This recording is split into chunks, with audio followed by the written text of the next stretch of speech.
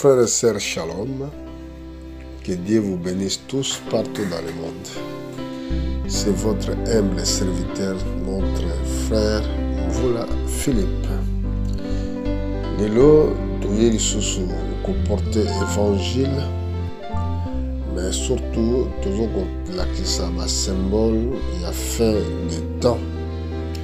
Et singeli église et la mukana pongi. C'est pour cela ceux qui totangi na l'ICC il y a 10 vierges. Tout comme été na milliers ya butu mungongo elobaki réveillez-vous. Et la moussa qui baseka o bazali kolala. Baseka oyo bazali église. Butu ezali iniquité. Oyo ezali kotondisa mokili. Nakanisi na Isaïe chapitre 6, 61 verset 1 élevé. La ténèbre couvre la terre et l'iniquité les peuples. Mais pour toi, le Seigneur se lève. Iniquité est tondue dans mokili. Masumu est commis dans mokili koleka. Nde yangwana moment ya réveil. Toyo kolomane église réveille-toi. Pour la église se réveiller, et c'est un message prophétique. Lokola Pierre alobi eza lokola mwinda o ezali kongenga na esika molili. Parole prophétique. Lelo toye na thème na biso na ebandeli, toye na mukanda na Ecclésiaste na chapitre 1 verset 9. Tala ndeni Bible. Ce qui était, ce qui sera. Et ce qui se fait, ce qui se fera. Il n'y a rien de nouveau sous le soleil. Voilà, total qui dans chapitre 1, verset 9. Jusqu'au dans chapitre 3, dans verset 15.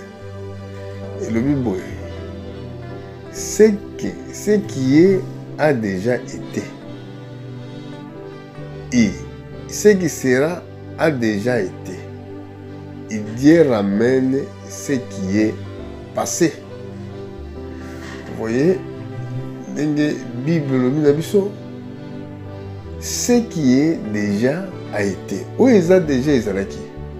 Ce qui sera déjà a été. Où est la paix, c'est Salama. Et Dieu ramène ce qui était passé.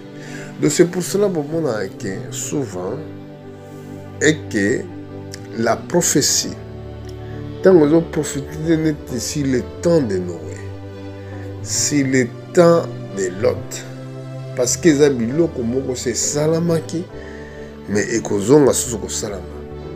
Parce que tu veux vivre dans le monde des esprits. Donc, bateau l'esprit où ils ont ramené des problèmes dans le monde. Ils ont l'esprit moko ekufakate. Nde etisaka bobele kaka corps pour na pouvoir wana esalama. Yango a moyembi nzembo auto Ecclésiaste ayebisi biso oyoyo ezekoya c'est salama. Donc batali boso ba vivaka enlèvement et ça la motali boso et ça la déjà au ba vivant enlèvement et ça n'était Enoch azaki 7e ya patriarche. Le kola etamboli na ezaki tude. Nzamba se plaki na ye. Nzamba alevaki ye. Soko tali na livre il y a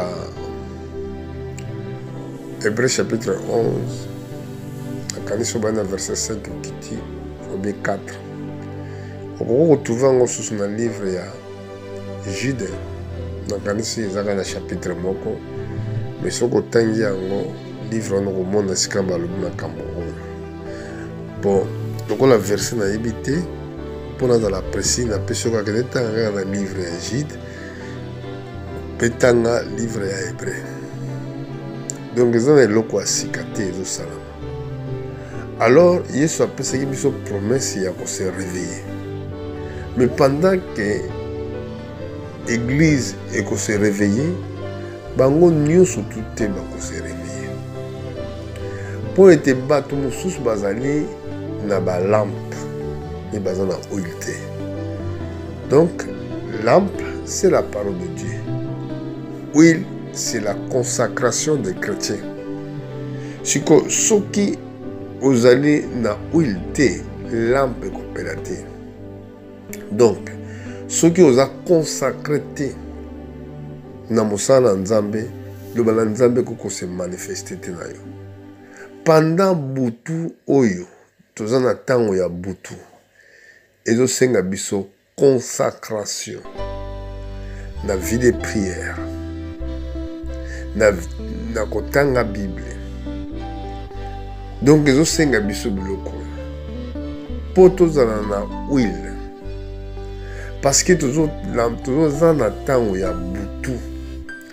Butu eza masumu. Butu eza iniquité. Bible bi était iniquité et causera tellement accru. Bongo amour de plusieurs nombres refroidira. Mais oya koyika mpiko tina suka nde wana kolonga. Voilà. Kokanisa te po boza ebele na église. Po bato batondi nde oza na nzambe longo loin de là. Na koyebisa yo soki tobanda tanga na Genèse tina Apocalypse okoremarke ezaka na nombre moko moke bakotaka. Israël tant babimangi na Égypte bazalaki tellement nombreux mais mingi na bango bakoyaki na désert. Sauf petit nombre bakokoma na pays ya promesse. Jean-Baptiste oyo azalaki prophète ya l'heure mpona kointroduire Jésus-Christ azalaki kaka na 2 disciples. Tozomona même accusateur ya Moïse, pardon, accusation ya Élie ntango azoloba ke babomi basakoli nyonso natekeli ngai moko. Tozomona même Seigneur Jésus-Christ qui avait 70 disciples à part 12. Mais 70 disciples na bango tout bakendaki na 12 moko azaki démon. Pour dire que mosala oyo ezosenga vraimen kozala sérieux. Et tant que bitumba ezali yo yika mpiko.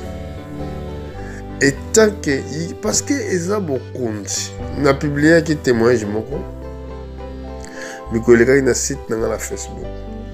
O Satan alobi ke ya yebi gloire oyo eza na lola. Ayebi kembo oyo eza na lola. Parce que ayebi eloko nini azoloba.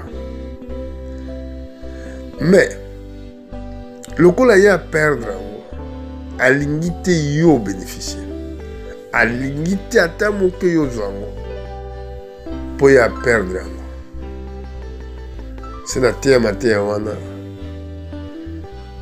qualification na ye ezalaki ndenge nini. Mokosi na kozwa yango te yango na ndenge na te ya bamessage moko court mpo na limbola Satan azalaki nani na lola azalaki kosala mosala nini. Bible obi azalaki chérubin avec des ailes déployées. Il mettait les sauts à la perfection. Ozomona azalaki na mosala monene. Asalamaki na création na bango esalami na roc. Mais biso création na biso esalami na boue. Bongo roc na boue wapi eza na qualité ya malamu. Mais biso toza na boue. Boue ezali symbole ya humilité.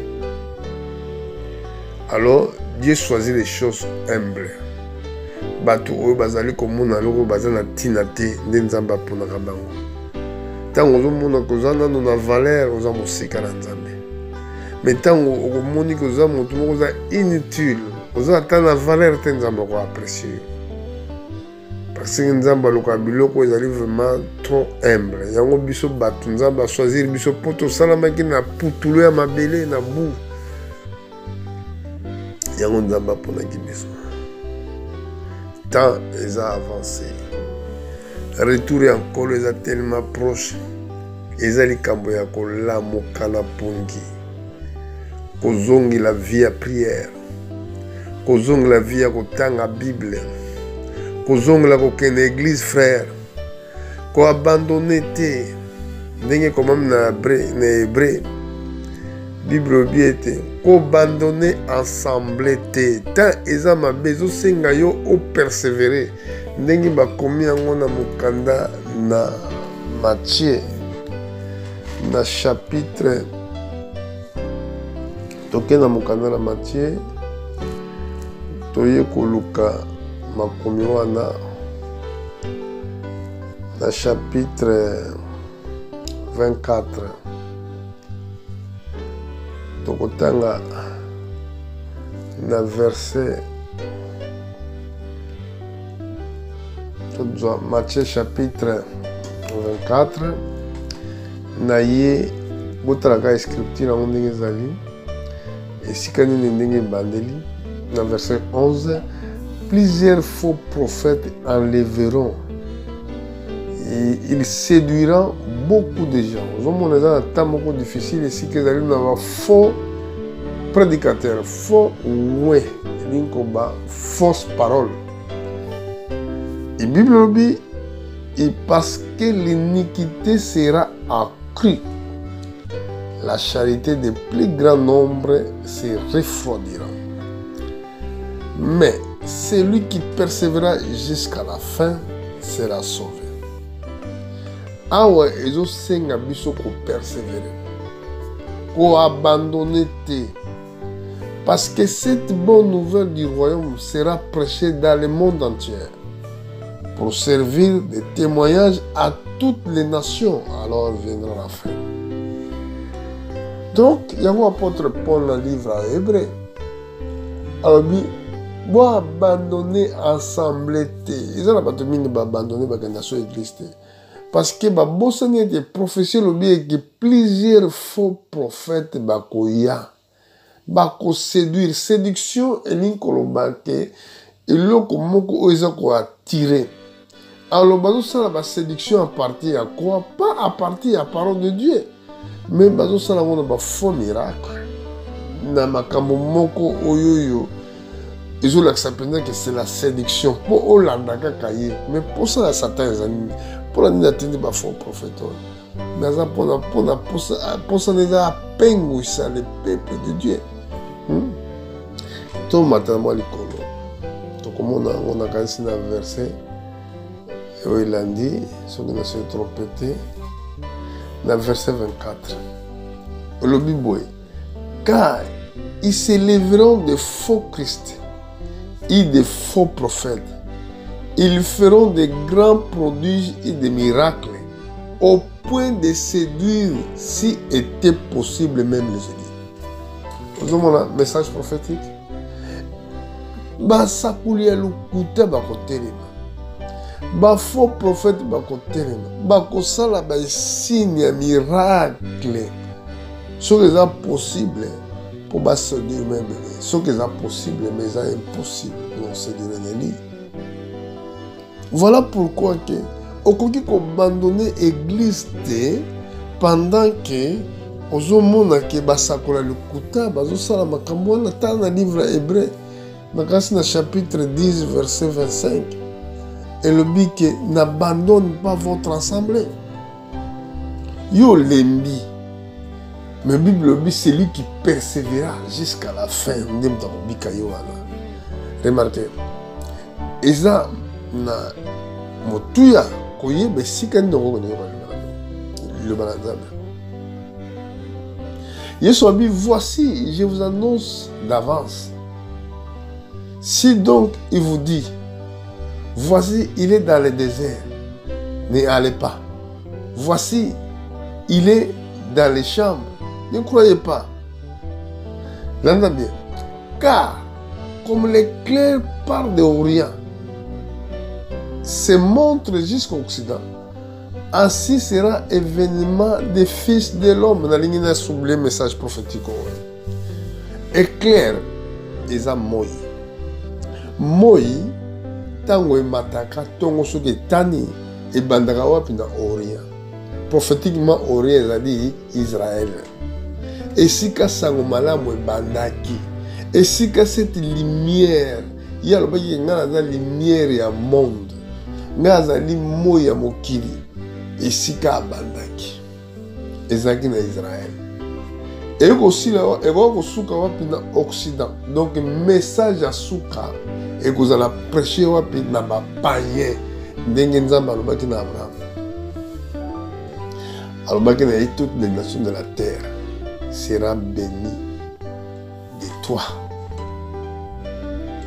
Père alobi na verset 28. En quelque lien que soient les cadavres, là c'est assembleront les aigles. Esika ebembe kufi, esika nde ba aigle bazo sangana. Donc, quand on va dire aigle, ils ont nature à vautour.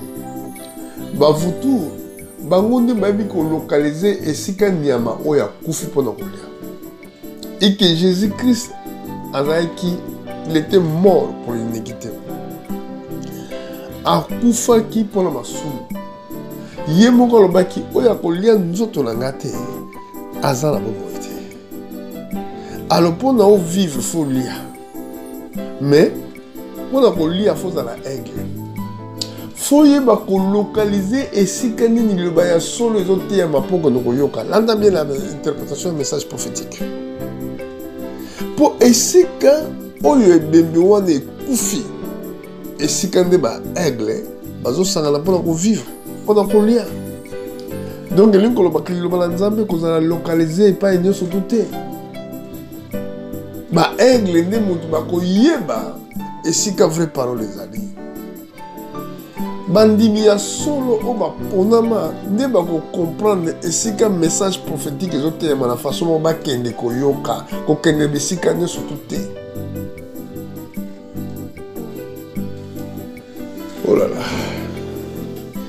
Pona lelo tosuki awa nzambe apambola bino tokozonga ata lobi ata mokolo mosusu ndenge nzambe akomema biso mpona mosala oyo tozosala. Soyez vraiment trop prudent dans le message prophétique. Que Dieu vous bénisse. À bientôt.